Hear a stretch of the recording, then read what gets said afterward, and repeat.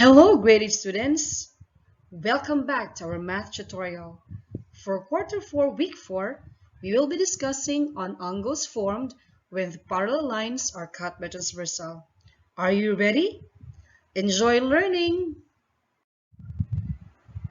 First, let's define a transversal. It is a line that intersects two or more lines at different points. Now let's try to observe the two figures. Let's start at the first figure. We have there lines A, B, and C. So if you notice, the three lines are intersecting at exactly one point. Now we cannot consider each of these lines a transversal. Let's look at the second figure. You have there line D intersects line E at point 3 and line F at point 1. Line E intersects line F at point 2 and line D at point 3. And line F intersects line E at point 2 and line D at point 1. Lines D, E, and F are considered transversal. Let's try this figure.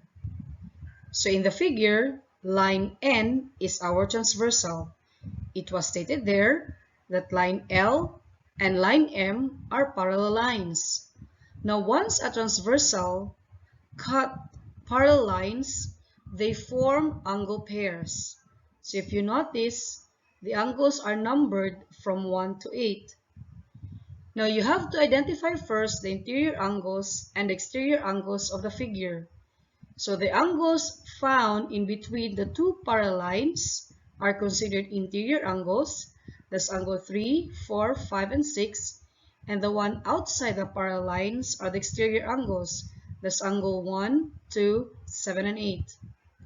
Now what are these special angles? We have alternate interior angles, alternate exterior angles, corresponding angles, same side interior angles, and same side exterior angles. Again, we can only form these angles once a transversal intersects a parallel line.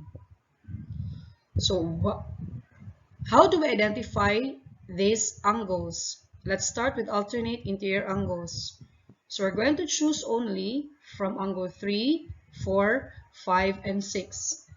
So these are interior angles which are considered alternate. We have angle 3 and angle 6. That's one pair. And then angle 4 and angle 5. So these are the two pairs of alternate interior angles.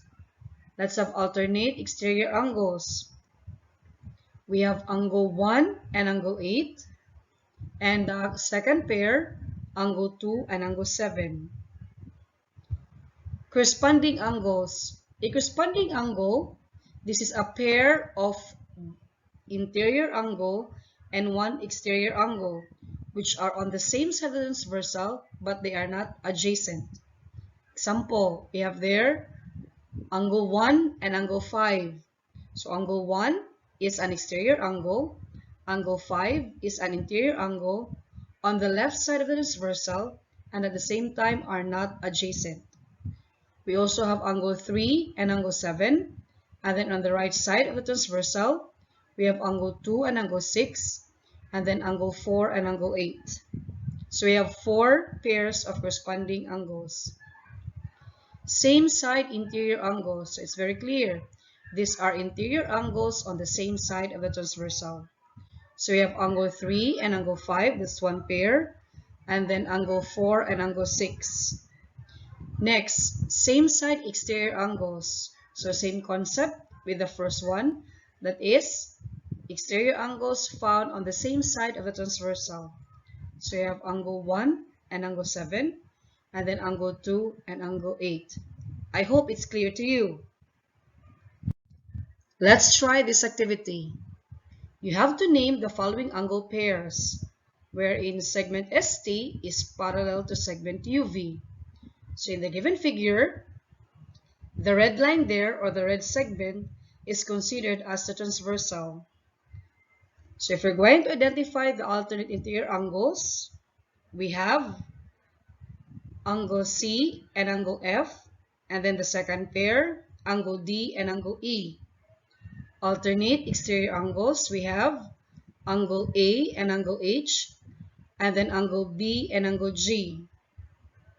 Corresponding angles, we have angle A and angle E, then angle C and angle G. Then on the right side, we have angle B and angle F, and then angle D and angle H. Same side interior angles, we have angle C and angle E, and then angle D and angle F. Same side exterior angles, we have angle A and angle G, and then we have angle B and angle H. See, it's very simple. I hope it's very clear to you. Thank you for listening, and once again, this is Bunya Sakapa, your math teacher. Have a nice day.